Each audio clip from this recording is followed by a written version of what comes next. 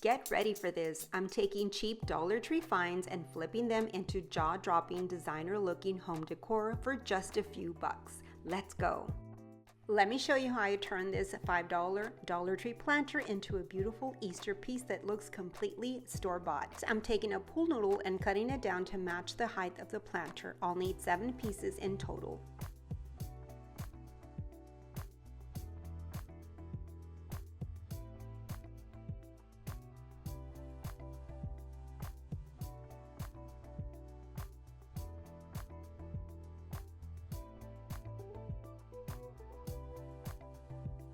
Now I'm hot gluing 3 of the pieces right down the center.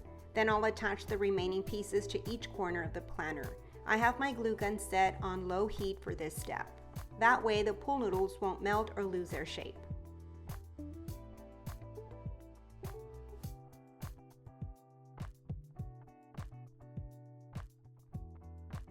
Now I'm taking some reindeer moss and hot gluing it to the top of the pool noodles, just the ones on the corners. And then I'm adding moss around the rim of the planter.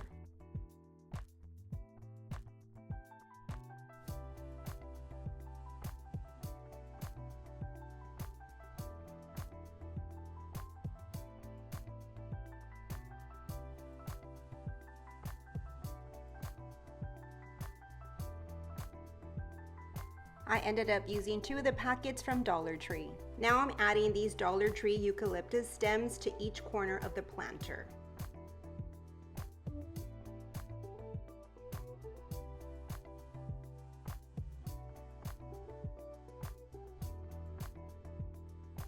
Now I'm placing these wildflowers right into the center pool noodle pieces to fill in the middle. And now for the star of the show, I'm placing this bunny right in the center. I found it at Hobby Lobby for 40% off, so I only paid $16. The bunny had this around its neck, but I removed it and I replaced it with a white satin bow. So let me know what you think. Is this a yes or a no for you?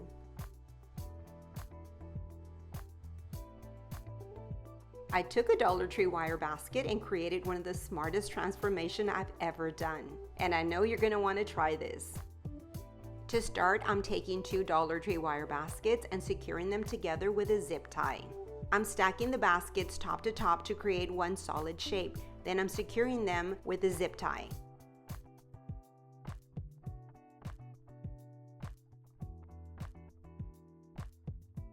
And now I have one solid structure, but wait until you see why I made it so it would open and close. I've cut this greenery garland down to size and now I'm shaping it into a circle to place it inside the basket. I'm carefully tucking the garland all the way around the basket so it sits perfectly.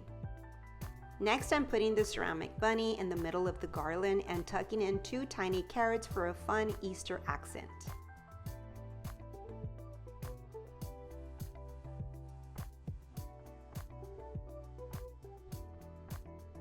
Once Easter has passed, you can swap in an LED candle and use this as a beautiful home decor all year long.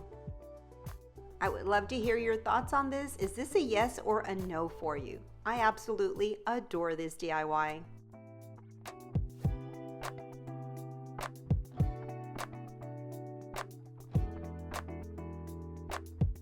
For this DIY hack, I'm using a Dollar Tree liquid hand soap dispenser, and trust me, this transformation is absolutely insane. You will not believe how high-end this is about to look. I'm gonna start by removing the pump and then setting it aside. Next, I'll peel off the plastic label so we have a clean surface to work with. I'm gonna cut a piece of painter's tape and place it over the opening of the container. To make sure it stays secure, I'll wrap a rubber band around the top to seal it tightly in place. I'll be painting the container with this white spray paint to give it a clean, fresh, new look.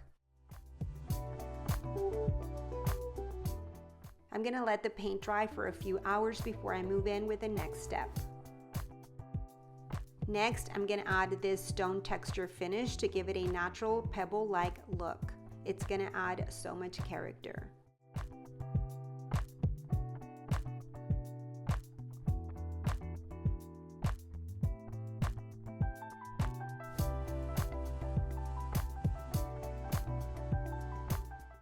Now for the pump, I'm going to tape off the bottom section, the part that goes inside the container, so this doesn't get painted.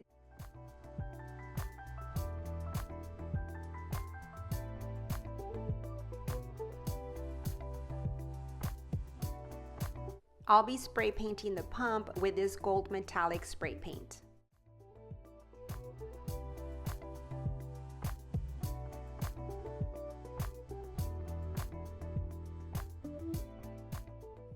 Okay, so all the paint is dry, so it's time to reassemble the soap dispenser.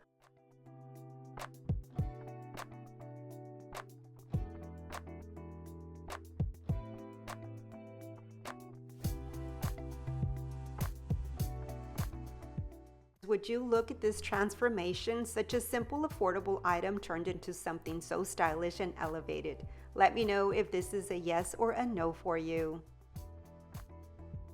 I'll be using 2 wood cutting boards from Dollar Tree for this project. They used to carry a smaller version, but now they also have a larger size available. I'll be working with one of each to create this project. I'm going to use a few of the wood blocks from Dollar Tree Tumbling Tower game. I'll hot glue them along each side of the cutting board, starting with a row of 3 blocks. Then I'll stack another row of 3 directly on top to give it a little extra height. As you can see, I'm attaching the wood blocks to both sides of the cutting board, making sure they line up evenly for a clean, balanced look. And here I'm going in with the second row.